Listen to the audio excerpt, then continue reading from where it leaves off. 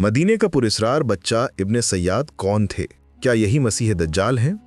عبداللہ بن عمر رضی اللہ عنہما سے روایت ہے کہ رسول اللہ صلی اللہ علیہ وسلم اپنے صحابہ کی ایک جماعت کے ساتھ، جس میں عمر بن خطاب بھی تھے، ابن سیاد کے پاس سے گزرے۔ اس وقت وہ بچوں کے ساتھ بنی مغالہ کے ٹیلوں کے پاس کھیل رہا تھا۔ وہ ایک چھوٹا بچہ تھا، اس لیے اسے آپ کی آمد کا احساس اس وقت تک نہ ہو سکا، یہاں تک کہ آپ صلی اللہ علیہ وسلم نے اپنے ہاتھ سے اس کی پیٹھ پر مارا، پھر فرمایا، کیا تم گواہی دیتے ہو کہ میں اللہ کا رسول ہوں؟ ابن سیاد نے آپ کی طرف دیکھ کر کہا، میں گواہی دیتا ہوں کہ آپ امیوں کے رسول ہیں۔ پھر ابن سیاد نے نبی اکرم صلی اللہ علیہ وسلم سے کہا کہ آپ گواہی دیتے ہیں کہ میں اللہ کا رسول ہوں؟ نبی اکرم صلی اللہ علیہ وسلم نے فرمایا، میں اللہ اور اس کے رسولوں پر ایمان لایا ہوں۔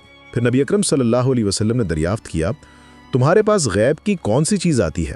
ابن سیاد نے کہا، میرے پاس ایک سچا اور ایک جھوٹا آتا ہے۔ پھر نبی اکرم صلی اللہ علیہ وسلم نے فرمایا، تمہارے اوپر تیرا معاملہ مشتبہ ہو گیا ہے۔ پھر آپ صلی اللہ علیہ وسلم نے فرمایا، میں تمہارے لیے دل میں ایک بات چھپاتا ہوں، اور آپ نے آیت یوم تأتی السماء بدخان مبین چھپا لی۔ ابن سیاد نے کہا، وہ یعنی چھپی ہوئی چیز دخ ہے۔ تو رسول اللہ صلی اللہ علیہ وسلم نے فرمایا، پھٹکار ہو تجھ پر، تو اپنی حد سے آگے نہیں بڑھ سکے گا۔ عمر رضی اللہ عنہ نے کہا، اللہ کے رسول، مجھے اجازت دیجیے، میں اس کی گردن اڑا دوں۔ آپ صلی اللہ علیہ وسلم نے فرمایا، اگر وہ حقیقی دجال ہے تو تم اس پر غالب نہیں آ سکتے، اور اگر وہ نہیں ہے تو اسے قتل کرنے میں کوئی بھلائی نہیں ہے۔ عبدالرزاق کہتے ہیں، حقاً سے آپ کی مراد دجال ہے۔